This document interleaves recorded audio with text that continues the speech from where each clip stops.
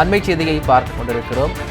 வளைகுடா நாடுகளில் ஏற்பட்டுள்ள போர் சூழலால் தமிழ்நாட்டில் ஏற்பட்டுள்ள எரிவாயு தட்டுப்பாட்டை நீக்குவது தொடர்பாக முதலமைச்சர் மு க ஸ்டாலின் ஆலோசனை மேற்கொண்டு வருகிறார். தொழில்துறை, உணவுப் பொருட்கள் உள்ளிட்ட பல்வேறு துறையினருக்கு ஏற்பட்டுள்ள இடர்பாடுகளை நீக்குவது குறித்து முதலமைச்சர் ஆலோசனை மேற்கொண்டு வருகிறார்.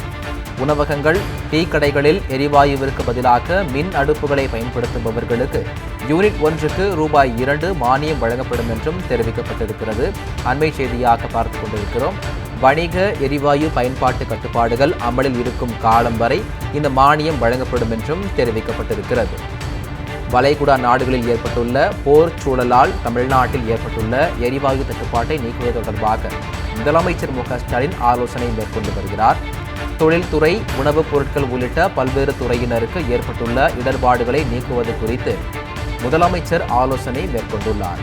உணவகங்கள், டீ கடைகளில் எரிவாயுவிற்கு பதிலாக மின் அடுப்புகளை பயன்படுத்துபவர்களுக்கு யூனிட் ஒன்றுக்கு ரூபாய் 2 மானியம் வழங்கப்படும் என்றும், வணிக எரிவாயு பயன்பாட்டு கட்டுப்பாடுகள் அமலில் இருக்கும் காலம் வரை இந்த மானியம் வழங்கப்படும் என்றும் தெரிவிக்கப்பட்டிருக்கிறது. உணவகங்களில் எரிவாயுவுக்கு பதிலாக மின் அடுப்புகள் பயன்படுத்தினால் மானியம் கிடைக்கும் என்றும், மின்சாரம் பயன்படுத்தும் உணவகங்களில் ஒரு யூனிட்டிற்கு ரூபாய் 2 மானியம் என்றும் தெரிவிக்கப்பட்டிருக்கிறது. குறு சிறு தொழில்துறை நிறுவனங்களில் 25% மானியத்துடன் கூடிய கடன் வழங்கப்படும் என்றும், நியாய விலை கடைகள் மூலம் கூடுதல் மண்ணெண்ணெய் வழங்க முதலமைச்சர் உத்தரவு பிறப்பித்திருக்கிறார். அண்மை செய்தியாக பார்த்துக் கொண்டிருக்கிறோம்.